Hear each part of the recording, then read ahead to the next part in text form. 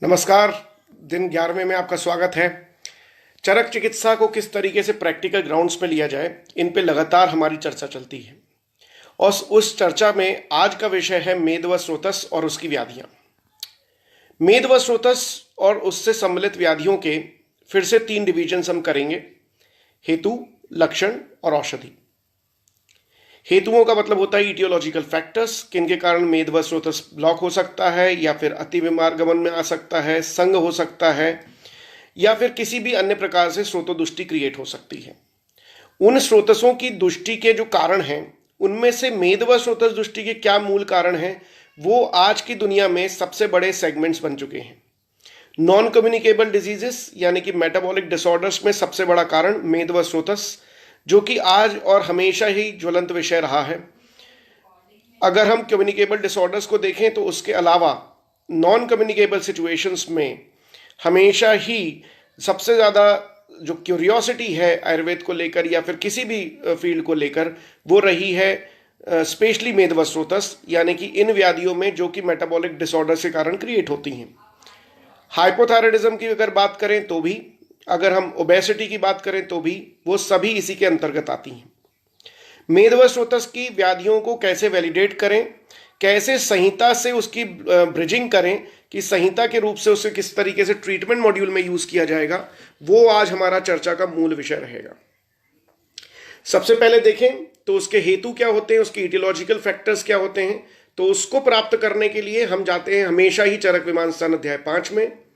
चरक विमांसस्थान अध्याय 5 हमें इंडिकेट करता है कि what are the etiological factor basically जो कि मेद व स्रोतस को खराब करते हैं। ये बेस एक बनाते हैं हमारा। उस बेस में सबसे पहला जब हम रेफरेंस देखते हैं तो चरक विमांसस्थान अध्याय 5 मेद व स्रोतस के दुष्टि हेतु, उनमें प्राप्त होता है अव्यायाम, बिल्कुल भी एक्सरसाइज नहीं करना, पूरी सीडेंट्री लाइफस्टाइल। आईटी इंडस्ट्री के ज्यादातर लोग जो दिन भर बैठकर काम करते हैं, उनकी सेटिंग अगर एक्सेसिव लेवल पे है तो वो मेद व स्रोतस दुष्टि के मेन हेतुओं का एक मेन कारण अव्यायाम बनता है। मांस व स्रोतस में जैसा हमने देखा कि सुप्तम दिवा, मतलब कि भोजन करने के बाद दिन में सोना एक बड़ा कारण है मांस व स्रोतस का भी।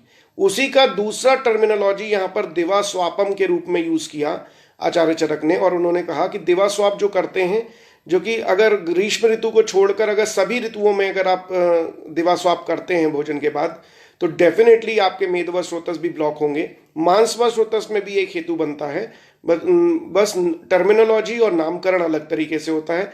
यहाँ दिवा स्वाप बोला है, वहां पर भुक्त्वा च स्वप्तम दिवा, मतलब कि इस तरीके से बोला है कि भोजन करने के बाद दिन में सोना।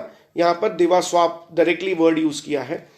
मेदा नाम चा अति भक्षणात्, मतलब कि मेदस्वी चीजों का बहुत ज्यादा भक्षण करना।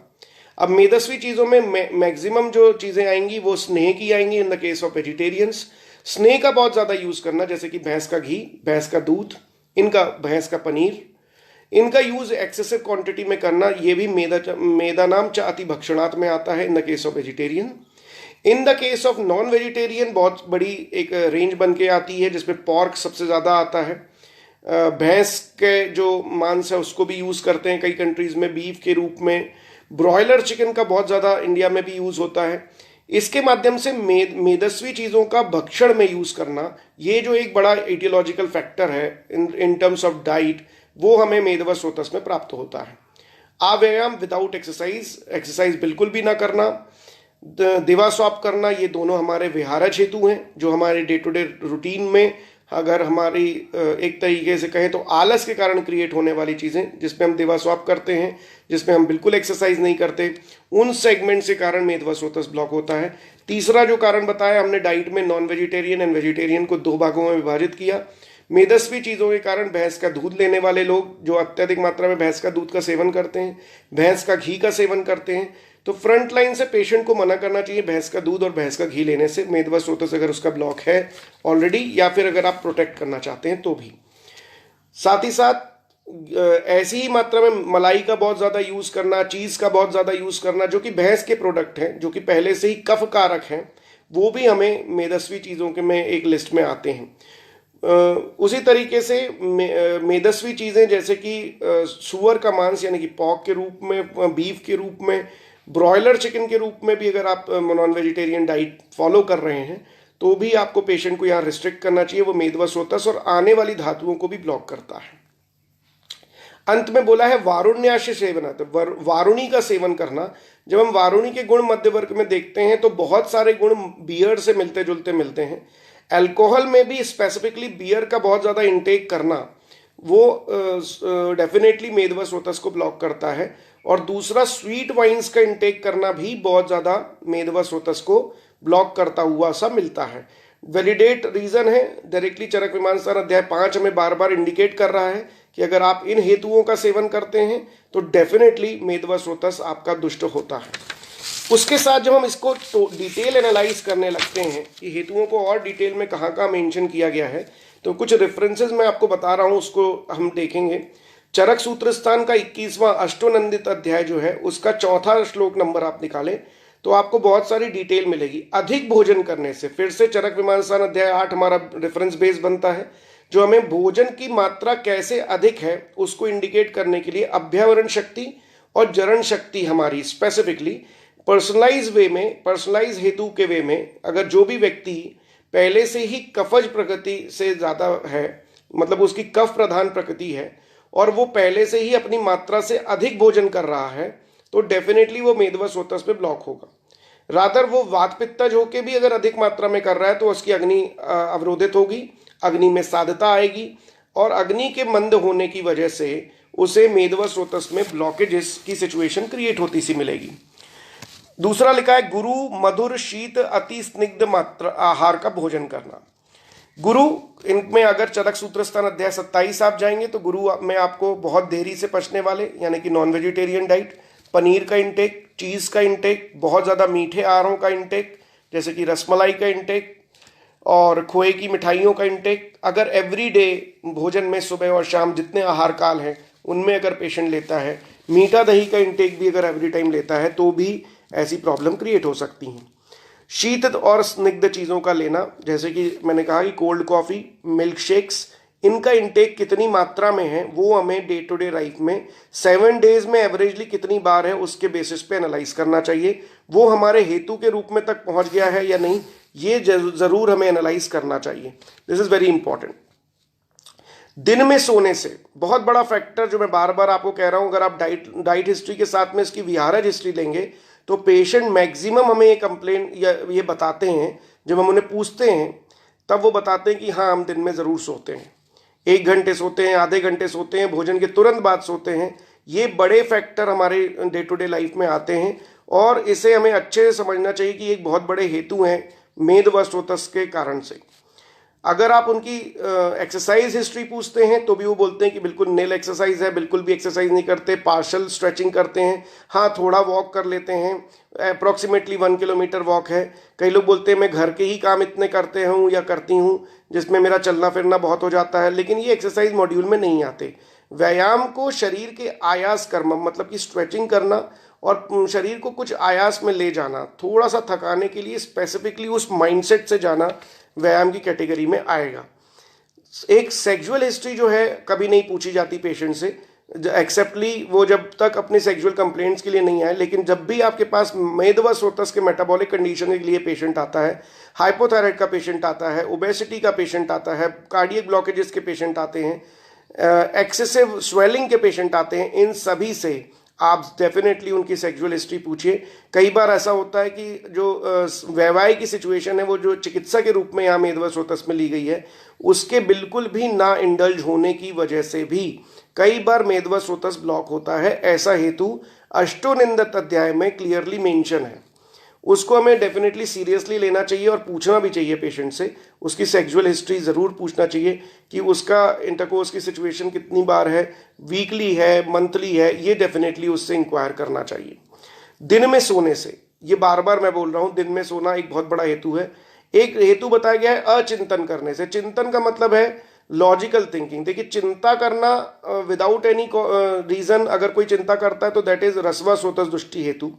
लेकिन चिंतन बिल्कुल भी ना करना, किसी भी टाइप से लॉजिकल थॉट्स नहीं देना, कोई भी वरी नहीं करना, ये भी एक बड़ा हेतु मिलता है हमारे रसवा स्रोतस ये मेदवा स्रोतस में। रसवा स्रोतस में इसका अत्यधिक चिंतन करना और अति चिंता करना ये इसका हेतु है। उसके विपरीत अगर ये बिल्कुल भी नहीं करता है तो मेधवा स्रोतस को वो ब्लॉक करता है। बीज स्वभाव से का रेफरेंस दिया है अष्टोनिंदित अध्याय में, चरक सूत्र स्थान अध्याय 21, जिसमें बोला गया बीज स्वभाव से भी, हेरिडिटी फैक्टर के कारण भी आपको मेदो व स्रोतस में स्पेसिफिकली अति मेदलता मतलब कि बहुत ज्यादा मोटापा क्रिएट होना, ओबेसिटी क्रिएट होना आपका एक हेरिडिटी फैक्टर हो सकता है। इन हेतुओं को डेफिनेटली याद रखें। ये चरक में वैलिडेट रूप से यानी कि बहुत स्पेसिफिक रूप से समझाए गए हैं कि ये सभी हेतु बनते हैं। एक क्वेश्चन आया कि रसव स्रोतस दृष्टि और मेधव स्रोतस दृष्टि को किस तरीके से डिफरेंशिएट किया जाए। उसके बहुत बड़े डिफरेंशिएशन हैं। वहां पर गुरु शीत अति स्निग्ध अतिमात्रम समशनाथ के साथ में अचिंतन और अति चिंतन दो एक बड़े फैक्टर हैं। उसमें अति चिंता करने के कारण रसव स्रोतस ब्लॉक होता है और आने वाली मतलब अग्नि ब्लॉकेज होती है और उत्तर धातु नहीं बनती। यहाँ पर बिल्कुल चिंता ना करने से मेद का कफ गुण बढ़ जाता है और उसके कारण डिजीज क्रिएट होती है। अब इसके बाद जो प्रमेय के जो हेतु हैं उनमें भी कुछ हेतु यहाँ पर मैच करने के लिए बोला है। चरक निदान स्थान अध्याय 4 में अगर हम पहुंचेंगे तो हम देखेंगे कि वहां 50वां और 51वां श्लोक जो है चरक निदान स्थान अध्याय 4 प्रमेय के निदान, वहां पर व्यक्ति को अगर अत्यधिक लोलुपता रहती है, थोड़ी थोड़ी देर में खाना अगर आ रहा है उसे वो बार बार ले रहा है, अधिक मात्रा में ले रहा है, जितनी उसकी कैपेसिटी नहीं है उससे भी ज्यादा अपना भोजन करता है, बिकॉज ऑफ द टंग उसके फ्लेवर्स में इतना ज्यादा अशांति है माइंड में, उनके कारण भी मैंने आपको कुछ लेक्चर पहले भी कहा था प्रज्ञापराध हर एक कंडीशन में हेतु है। उन प्रज्ञापराध में चरक शारीर स्थान अध्याय 1 में आप देखेंगे तो वहां क्लियरली मेंशन है कि वहां पर लोलुपता एक बहुत बड़ा कारण है। यहां पर भी प्रमेय के कारणों में उसको एक लोलुपता, जो जीवा लोलुपता है यानी कि टंग का अनकंट्रोल्ड सिचुएशन, हर चीज खाने की इच्छा होना और हर चीज को ज्यादा मात्रा में लेना, ये एक बड़ा सेगमेंट क्रिएट होता है। स्नान चक्रमण करने से बहुत ज्यादा बचना, मतलब कि वो डेली बात की भी हिस्ट्री अगर है तो बड़ी मुश्किल से, कई लोग बोलते हैं कि अरे बड़ी मुश्किल से बात लेता है, इसे नहाना तक पसंद नहीं है, कि घर में बिल्कुल रेस्ट करना चाहता है, कुछ भी काम नहीं करना चाहता। चक्रमण मतलब कि घूमना फिरना, पैदल चलना, एक्सरसाइज करना, वर्कआउट करना बिल्कुल भी पसंद ना होना, ऐसी हिस्ट्री भी कई बार पेशेंट बताते हैं और वो प्रमेय के अति मेदस्वता के और साथ ही साथ मेदो व स्रोतस दृष्टि के हेतु बनते हैं, इटियोलॉजिकल फैक्टर बनते हैं। मंद उत्साह किसी भी चीज में अगर आप एंथुसियाज्म पूछें कि ये करना चाहिए, वो बिल्कुल भी इंटरेस्ट नहीं दिखाएगा। कोई भी किसी भी चीजों में अगर आप उसे एक एंथुसियाज्म उसका एक्सपेक्ट करेंगे तो वो पेशेंट में बिल्कुल भी एंथुसियाज्म नहीं रहेगा। मंदोत्साह is the biggest etiological factor. जब ऐसा कुछ होता है तो डेफिनेटली मेदो व स्रोतस के लक्षण आपको दिखाई देने लगते हैं। अति स्थूलम, उसकी बॉडी वेट अचानक से बढ़ने लगता है। आपने कई देखा होगा कि कई कंडीशन में पेशेंट का वेट एकदम कम रहता है और एकदम से बढ़ना शुरू हो जाता है। उसके अगर आप हेतु देखेंगे तो इनमें साइकोलॉजिकल हेतु, इटियोलॉजिकल फैक्टर्स में फूड के हेतु, उसकी एक्सरसाइज मॉड्यूल के हेतु, उसके बाथ कैपेसिटी के हेतु, उसकी सेक्सुअल हिस्ट्री के हेतु, अगर इन सभी को हम देखें तो आपको बहुत सारे ऐसे इटियोलॉजिकल फैक्टर उसमें मिलेंगे जो अति स्थूल लक्षणों के साथ पेशेंट आ रहा होगा। कई बार आप देखेंगे कि डीप फ्राई चीज़ों के प्रति कई लोग बहुत ज़्यादा इंटरेस्टेड हो जाते हैं और उनका इंटरेस्ट बहुत ज़्यादा बढ़ने लगता है डीप फ्राई चीज़ों को लेने का। जैसे कि जब हम पेशेंट से हिस्ट्री पूछते हैं तो बोलता है मुझे ना पापड़ एवरी टाइम चाहिए, वो भी डीप फ्राई चाहिए, हमें बहुत ज़्यादा कुछ नमकीन का इंटेक हमेशा खाने में चाहिए। कई बार हम ऐसे एक स्पेसिफिक ग्रुप में हैं, वो लोग लगातार बोलते हैं कि सर खाने के साथ में ही हम नमकीन रखते हैं, साथ खाने के साथ में ही हम पापड़ को रखते हैं, हम ऐसी चीज़ों को यूज़ करते हैं जो डेफिनेटली डीप फ्राई हों। वो उनके जीवा लोलुपता का हिस्सा भी है और साथ साथ में अति स्निग्ध जो हेतु है उनके अंतर भी आता है। तो दोनों हेतु यहाँ पर क्लब कर जाते हैं और वो क्रिएट करते हैं क्या, वो वही चीज़ें क्रिएट करते हैं जो कि मेद व स्रोतस दृष्टि के लक्षण बनती हैं। जिसमें कि जब हम पेशेंट को एक्सटर्नली देखते हैं तो रेफरेंस आया है चरक सूत्र स्थान अध्याय 21 श्लोक नंबर 9, मेद व स्रोतस दृष्टि के लक्षणों में व्हाट आर द सिम्टमोलॉजी। जब हम पेशेंट को देखते हैं एक्सटर्नल वे में कैसे दिखता है, चल स्फिक गुद उदर स्तनः, उसके जो एक्सटर्नल फीचर में उसका स्फिक मतलब कि हेप एरिया एंड बटक एरिया में चलता, मतलब कि इतना मांस लटकने लगता है या इतना मेद डिपॉजिट हो जाता है कि उनके मूवमेंट होने लगते हैं चलने पर। उदर का लटकना, उदर का बाहर आ जाना, टमी का एरिया बाहर आ जाना, और उसमें साथ साथ में अत्यधिक मेद का डिपॉजिट होना, ये एक लक्षण बताया है। स्तनों का मतलब कि चेस्ट जोन का बहुत बाहर आ जाना या फिर ब्रेस्ट जोन का बहुत बाहर आ जाना, एक्सेसिव बल्क हो जाना वहाँ पर, और डिपॉजिट होना बहुत ज़्यादा फैट का, ये एक्सटर्नल फीचर में बोला है। इंटरनल फ्यूचर में बोला है कि उसमें बिल्कुल भी उत्साह हानि, मतलब कि उसका एंथुजियाज्म लॉस मेंटल लेवल पे भी हो जाता है। देखिए, ये दोनों फीचर होने बहुत ज़रूरी हैं। सिर्फ एक्सटर्नल फीचर के बेसिस पे हम कंप्लीटली मेदो रोग की चिकित्सा ना दें, साथ साथ में उसके मन की अवस्था भी ज़रूर चेक करें। अगर वो मानसिक रूप से भी उसको उत्साह हानि है तो उसकी मानसिक चिकित्सा, प्रज्ञापरत पराध के से जन्य जो उसके हेतु हैं उनको स्टॉप करना, जिसमें जीवा लोलुपता बहुत ज़्यादा आता है, स्नान नहीं करना भी एक रीज़न आता है, व्यायाम नहीं करना भी एक रीज़न आता है। इन सब के कारण भी वो ये लक्षणों को क्रिएट करता है। तो हमें ये अच्छे से समझना चाहिए कि एक्सटर्नल लेवल पे वो कैसा दिख रहा है और इंटरनली मेंटल लेवल पे वो कैसा दिख रहा है, ये दोनों सेगमेंट। इसके साथ साथ में जो चरक विमान स्थान अध्याय 5 में हमें इंडिकेट किया गया है कि प्रमेय के जो पूर्व रूप हैं, प्रमेय के पूर्व रूप वो भी मेद व स्रोतस दृष्टि के लक्षणों में कंसीडर करना चाहिए। जिसमें एक बहुत इंटरेस्टिंग बात है, बार बार वहां पर मेंशन आता है सुप्त पादयो और पिपासा, लगातार बार बार सुप्त पादयो कर परिदाहम, ये लक्षण आपको मेंशन होंगे। चरक निदान स्थान अध्याय 4 में आप जाएंगे, उसके 47 नंबर श्लोक पे ब्यूटीफुली एक्सप्लेन किया है। आपको मैक्सिमम वो चीजें मिलेंगी जो कि पेरिफेरल न्यूरोपैथी की आती हैं। Peripheral neuropathy in the case of diabetes, जब ये कॉम्प्लिकेशन सिचुएशन में दिया गया है मॉडर्न वे में डायबिटीज में, लेकिन यहाँ प्रमेय के पूर्व रूप में लिखा गया है। यहाँ पर सुप्त पादयो मतलब कि पैर में सेंसेशन लॉस होना, क्रिएट होना। परिदाहम, वहां पर एक्सेसिव बर्निंग सेंसेशन क्रिएट होना। सुप्तता अंगेशु, किसी भी हैंड या पैर में नमनेस क्रिएट होना। ये जो फैक्टर है इनको मेद व स्रोतस के अंडर में ही चिकित्सा में लेना चाहिए। जब हमारे पास पेशेंट इन लक्षणों के साथ आता है, हम उसके मेद व स्रोतस के हेतुओं से उसे कभी मैच नहीं करते। हम तुरंत ही नर्वाइन ट्रीटमेंट करने लगते हैं, नर्व्स के ऊपर का ट्रीटमेंट करने लगते हैं, सिर्फ वात को देखते हैं।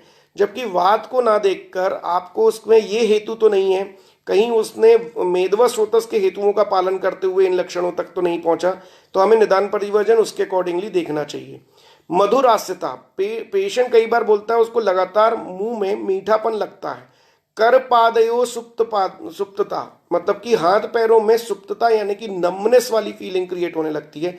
मुख तालु कंठ शोष, मुख में, तालु में और कंठ में शोष, बहुत ज्यादा वो ड्राइनेस बताता है कि मेद व स्रोतस के हेतु जो है उनके कारण जो लक्षण क्रिएट होते हैं, उसमें से भी आपको ये देखना चाहिए कि मलम का एक ऐसा लक्षण है जिसमें मलमूत्र की अधिकता, ये भी क्लियर हो जाता है। और साथ ही साथ वहां पर बोला है विस्त्र शरीर गंधम। कई बार पेशेंट बोलता है कि सर मेरे को बहुत ज़्यादा स्मेल आती है बॉडी से, उनके कारण भी ये प्रॉब्लम क्रिएट होती है। एक्सेसिव यूरिनेशन हो रहा है, उसके कारण भी प्रॉब्लम हो रही है। सर मुझे एक्सेसिव मल की क्वांटिटी भी बहुत ज़्यादा आती है, मतलब कि मोशंस भी बहुत ज़्यादा आते हैं और बल्क अमाउंट में आते हैं, ये भी उसके लक्षणों में आता है। इन लक्षणों को साथ ही साथ पेरिफेरल न्यूरोपैथी और के जो लक्षण क्रिएट होते हैं जिसमें बर्निंग सेंसेशन बहुत ज़्यादा होना और नमनेस बहुत ज़्यादा होना, इन सभी लक्षणों को डेफिनेटली हमें क्लब करते हुए देखना चाहिए। ये लक्षण हम नहीं देखते हैं, हमें इनका कंसिडरेशन जो होता है वो पुरीश व स्रोतस, मूत्र व स्रोतस में ज़्यादा स्पेसिफिकली देखने लगते हैं और हमें कई बार मिसजजमेंट होता है। हमें मेद व स्रोतस के दुष्टि हेतुओं को इसमें क्लब करके ज़रूर चेक करना चाहिए। हमें डेफिनेटली एक लिंक मिलेगा और जो प्री डायबिटिक सिचुएशन है, पोस्ट डायबिटिक सिचुएशन है, वो भी मेद व स्रोतस के थ्रू कैसे ट्रीट करी जानी चाहिए, वो भी हमें क्लब करके मिलेगा। हम बार बार इन्हें स्किप करते हैं और स्पेसिफिक हेतुओं के कारण हम दूसरे जगह पहुंच जाते हैं, जैसे कि मूत्र की अत्यधिक मात्रा में आना, वो हम पहुंचते हैं सीधे मूत्र व स्रोतस में, क्योंकि उसमें भी एक लक्षणों में बताया है। लेकिन अगर लक्षणों में अव्यायाम एक लक्षण है, हेतु है, साथ साथ में अगर दूसरा दिवास्वाप उसका हेतु है, तो इन दोनों हेतुओं को हम स्किप नहीं कर सकते। वो भी डेफिनेटली मेद व स्रोतस से कारण उसको अतिमूत्रता हो रही है, ना कि उसने मूत्र व स्रोतस के कुछ हेतु सेवन। तो ये हमें डेफिनेटली एक दिमाग में रखना चाहिए कि आपके हेतुओं में से लिस्टिंग किसकी ज़्यादा है और उस लिस्टिंग में आपके कौन सी इटियोलॉजिकल फैक्टर्स ज़्यादा मैच कर रहे हैं, उन लिस्टिंग को आप पुट डाउन करिए। उनके बेसिस पे आपको डेफिनेटली आंसर मिलेगा कि ये मेदवसोता से कारण है या मूत्रवसोता से कारण है या मज्जावसोता से कारण है। तो आपको डायरेक्टली अगर करपाद सुप्ति का पेशेंट आता है, यानी कि नमनेस का पेशेंट आता है या बर्निंग सेंसेशन का पेशेंट आता है, तो इमीडिएटली आप मज्जावसोता की ट्रीटमेंट मत शुरू करिए या वात व्याधि की चिकित्सा मत शुरू करिए। पहले आप देखिए कि उसकी इटियोलॉजिकल फैक्टर में ज्यादा लिस्टिंग किसकी है, उनके on the basis of that select करिए। अब चिकित्सा किस तरीके से करनी है, हमने देखा कि मेदवासोतस में हमने हेतुओं को देखा और लक्षणों को देखा। लक्षणों में हमने देखा कि अतिस्थौल्य के लक्षण पूरी तरह मैच करते हैं। प्रमेय के पूर्व रूप में भी बहुत सारी जो पेरिफेरल न्यूरोपैथी की लक्षण है, साथ में बॉडी की हैवीनेस बहुत ज्यादा, मलमूत्र की अधिकता बहुत ज्यादा, ये लक्षणों के साथ एक क्लब फीचर हमारे सामने मेदवासोतस के आते हैं। जब हम चिकित्सा इसमें करने जाते हैं तो हमें रेफरेंस मिलता है चरक सूत्र स्थान अध्याय 21 में ही, जो कि अष्टोनिंदित अध्याय है, जहां पर स्पेसिफिक ट्रीटमेंट बताया गया है। जो चिकित्सा का मूल बताया गया है, वहां बोला गया कि वात और कफनाशक चिकित्सा करिए। अगर आपको वात और कफनाशक चिकित्सा का वैलिडेशन, यानी कि ये देखना है कि ग्रंथाधार कहां पर है, तो ग्रंथाधार देखने के लिए आपको चरक विमान स्थान अध्याय 6 में जाना चाहिए। चरक विमान स्थान अध्याय 6 में आपको वात और कफ की चिकित्सा प्रॉपर रूप में लिखी हुई दिखेगी। उसको किस तरीके से यूज करना है उसका स्पेसिफिकेशन चरक सूत्र स्थान अध्याय 21 में फॉर कफत चिकित्सा किस तरीके से उसमें डाइट प्लान बनाना चाहिए, कौन सी एक्सरसाइज मॉड्यूल करना चाहिए, इनकी डिटेलिंग फिर से दी है। ये हमारी ग्रंथाधार बेस्ड चिकित्सा कहलाती है। मधु का शरबत का यूज करना, रुक्ष उष्ण तीक्ष्ण ऐसी बस्तियों का प्रयोग करना, ऐसा ग्रंथ का क्लियर कट इंडिकेशन है। अब रुक्ष उष्ण तीक्ष्ण इनके कॉम्बिनेशन में बस्तियां कहां प्राप्त होंगी? रुक्ष तीक्ष्ण और उष्ण कॉम्बिनेशन लिया त्रिफला और गोमूत्र, इनसे सिद्ध करी बस्तियों का रेफरेंस हमें चरक सिद्धि स्थान में मिलेगा। और भी बस्तियों का रेफरेंस जो चरक सिद्धि स्थान अध्याय 3 में मिलता है, उसमें एरण्य मूलादि निरु बहुत ज्यादा कॉमनली यूज होती है। चरक सिद्धि स्थान अध्याय 3 श्लोक नंबर 38 to 42, इसमें एरण्य मूलादि निरु आपको डायरेक्टली यूज करने में any kind of metabolic disorder, hypothyroidism, obesity, उसमें आप एरण्य मूलादि निरु बस्ती को ज्यादातर आराम से यूज कर सकते हैं फॉर द बस्ती चिकित्सा। कोशिकत्यादि मतलब कि वहां पर कोशिकत्यादि बस्ती को यूज किया गया है। चरक सिद्धि स्थान अध्याय 3 56 to 77। पटोलादि बस्ती, इनके जो कंटेंट हैं वो बड़े आसान हैं। ये तीनों बस्तियों के ही कंटेंट आपको बड़ी आसानी से डे टू डे लाइफ में आयुर्वेदा क्लिनिक में बहुत आराम से मिल जाएंगे। पटोलादि एरंडमूलादि बस्तियों का चरक सिद्धि स्थान अध्याय 3 में 38 नंबर से लेके 58 नंबर श्लोक के बीच में तीनों बस्तियों के रेफरेंस आपको प्राप्त होंगे। किस तरीके से बनाना है बस्ती की सामान्य विधि आप जानते हैं, माक्षिकम लवणम तैलम कलकम क्वातम इति क्रमात्। मधु और माक्षिकम लवण, मधु और सैंधव का कॉम्बिनेशन करें, माक्षिकम लवणम तैलम, वहां पर तेल का यूज करें। अब तेल का रेफरेंस भी चरक के सिद्धि स्थान अध्याय 4 में आपको मिलेगा। वहां पर मदन फल से सिद्ध तेल अनुवासन बस्तियों का रेफरेंस आया है, तो आप मदन फल का सिद्ध तेल कैसे सिद्ध करना है उसमें यूज करिए। वहां पर तेल जब भी आपको ऐसी बस्तियां यूज करनी है जो कि मेदवसोतस पे काम करें या ब्लॉकेजेस में काम करें या हाइपोथायराइडिज्म में काम करें, आपको बड़ी आसानी से उसमें हेल्प मिलेगी। तो मदन फल का तेल हो गया, मधु सैंधव मदन फल तेल, माक्षिकम लवणम तैलम कलकम। कल्क जो आपको यूज करना है वो आपको चरक सूत्र स्थान अध्याय 2 से निकालना है। वहां पर आस्थापनोपक द्रव्य जो आए हैं, चरक सूत्र स्थान अध्याय 2, चरक सूत्र स्थान अध्याय 4, आस्थापनोपक द्रव्य दो जगह रेफरेंस में आते हैं। उन दोनों जगह पे आस्थापन में प्रयोग होने वाले फिर से मदन फल कषाय को, मदन फल का जो चूर्ण है उसी का कल्प बना के आप यूज कर सकते हैं। आखिरी में जो आपको क्वाथ यूज करना है वो एरंडमूल का करना है या फिर पटोल आदि का करना है या कोशत्य आदि का करना है, ये आपको सिलेक्ट करना है अकॉर्डिंग टू द सिचुएशन। अगर पेशेंट को साथ में ग्रहणी है और ये लक्षणों के साथ में आता है तो आप एरंडमूल को और पटोल आदि को प्रेफरेंस दीजिए। ऐसे आसान बस्तियों के माध्यम से अगर आप योग बस्ती फॉर्मेट 8 दिनों का उसे फॉर्म करते हैं या 16 दिनों के लिए देते हैं या 30 दिनों के लिए देते हैं, तो बड़ी आसानी से आप इसमें मेदोवसोतस में काफी हद तक लाभ पाते हैं। क्योंकि आप वैलिडेट ग्रंथाधार के बेसिस पे चिकित्सा कर रहे हैं, सभी चीज़ों का लॉजिक आपके सामने है, सभी चीज़ों के रेफरेंस आपके सामने है, बड़ी आसानी से इसमें आप विद कॉन्फिडेंस ट्रीटमेंट दे सकेंगे। रुक्ष उपटन का प्रयोग करना, जिसमें कि त्रिफला का प्रयोग बहुत ज़्यादा होता है। कोलकुल इत्यादि चूर्ण मार्केट में रेडिली अवेलेबल है। रुक्ष उपटन का रेफरेंस चरक सूत्र स्थान अध्याय 21 आपको बार बार कहता है कि जब भी मेदवस्रोतस, in the case of peripheral neuropathy also we must use this two combination, अगर हेतु उसके मेदवस्रोतस से मैच कर रहे हैं तो। इसमें हम कई पेशेंट्स में देते भी हैं जो हमें पेरिफेरल न्यूरोपैथी की सिचुएशन क्रिएट दिखती है, डायबिटीज कॉम्प्लिकेशन में आते हैं पेशेंट, हम उनमें मेदवस्रोतस के अगर हेतु उनमें मैच करते हैं तो डेफिनेटली इस ट्रीटमेंट से स्टार्ट करते हैं। गुडुचि, मुस्ता और त्रिफला का इंटेक बढ़ा दें। गुडुचि, मुस्ता और त्रिफला का, तीनों के ही तीनों पाचन है, अवरोधात्मक संप्राप्ति में अच्छा काम करने वाले हैं, साथ ही साथ रुक्षता क्रिएट करके, रुक्षता और ग्राहिता क्रिएट करके वहां पर मलों का पाचन, मेद का पाचन करते हुए ब्लॉकेजेस हटाते हैं और आपको रिजल्ट देते हैं।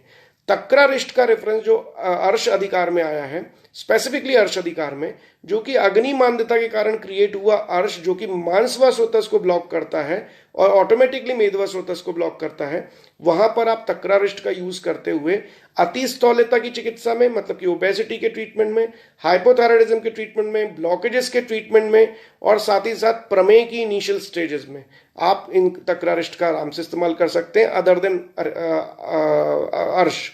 देन अर्श।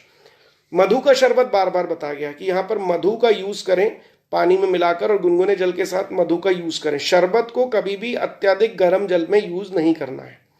विडंग, शुंठी और यवक्षार का बहुत ज्यादा सेवन करें। तो गुडुचि, मुस्ता, विडंग, यवक्षार और शुंठी हमारे मेन जो एकल द्रव्यों में है, ये द्रव्य हमारे पास सिलेक्शन क्राइटेरिया में आते हैं। इनको कंबाइन करके भी आप यूज कर सकते हैं, सेपरेटली भी यूज कर सकते हैं। इनकी मात्रा जो है आपको शमन चिकित्सा के रूप में बढ़ानी है। लौ भस्म का यूज और मधु का कॉम्बिनेशन आपको रसायन काल में और उदान और व्यान काल में यूज करना चाहिए। उदान दिन के और रात के खाने के बाद भी इसका प्रयोग ज्यादा करें। जौ का आटा खाने में अत्यधिक मात्रा में लें, क्योंकि जौ लघु तो है लेकिन आवृश्य नहीं है, आवृश्यता क्रिएट नहीं करता। आंवले का चूर्ण आपको यूज करना है इन द केस ऑफ रसायन, और ऐसा रसायन जो कि सभी रसों पर जाता है और अवरोधात्मक संप्राप्ति नहीं क्रिएट करता और अम्ल गुण के कारण हृदय भी रहता है। तो ऐसा नहीं है कि मेदवास्रोतस अगर है तो हम इतना भी रुक्षता यूज करें और आवृश्य द्रव्य यूज करें कि उसे शुक्रवास्रोतस में दृष्टि होने लग जाए या फिर रसवास्रोतस में, ऐसा भी नहीं करना है। हमें रसायनों का यूज करना, जैसे शिलाजीत का यूज करने के लिए आया है। शिवा गुटिका और शिलाजित्वादी लोह ऐसे कल्प भी हैं जो शिलाजीत के बेस पे बने हैं, उनका प्रयोग आप ज्यादा मात्रा में करें। दशमूल में भी बिल्व, अग्निमन, शोनाक, पाटला, गंभारी जो बिल्वादी पंचमूल है, उसका आप लगातार क्वाथ के रूप में खाने के भोजन के बाद आप इसे यूज कर सकते हैं। भोजन के साथ में आप तक्रारिष्ट का यूज करें, भोजन के बाद में आप दशमूल में से बिल्वादी पंचमूल का यूज करें। और साथ ही साथ इसके साथ साथ में जो डाइट में है, मूंग का, कुलत्थ का, मोठ का, अरहर का और परवल का बहुत ज्यादा यूज करके डाइट प्लान डिजाइन कर सकते हैं। सब्जियों में आप परवल को यूज करें, आप जौ का यूज करें, मूंग का यूज करें, अरहर का यूज करें, कुल्थी की दाल का यूज करें। इन सब का यूज करते हुए जूसेस के फॉर्मेट में आपको मधु का शरबत उसे दिन में थोड़ी थोड़ी मात्रा में देना है।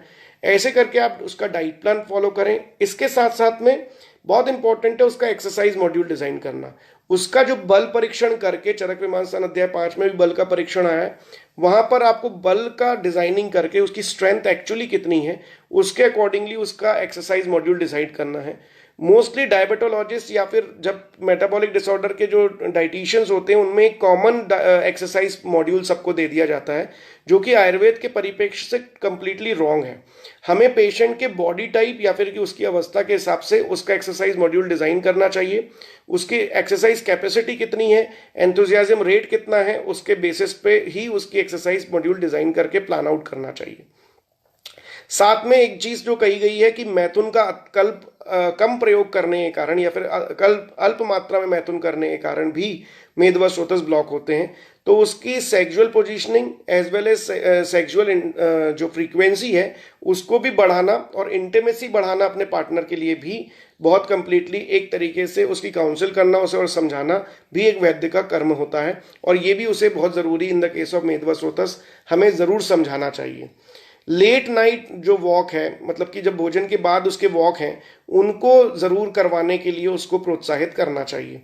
ज़्यादातर लोग बोलते हैं हमें एक्सरसाइज करने की इच्छा नहीं होती। आप उन्हें ज़रूर कहें कि आपका जब फूड हो जाए रात का, उसके आधे पौन 1 घंटे के बाद में आप अपना लेट नाइट वॉक और एक्सरसाइज मॉड्यूल वैसे ही डिज़ाइन करिए। इससे रेट ऑफ मेटाबॉलिज्म भी बढ़ेगा और साथ साथ में मेदो स्रोतस दृष्टि के जो ब्लॉकेजेस हैं उनमें भी लाभ होगा। लास्ट में बोला है कि टास्क देने हैं उनको, ऐसे कुछ कर्म देने हैं जो कि लॉजिकल थिंकिंग और प्लानिंग में रहें।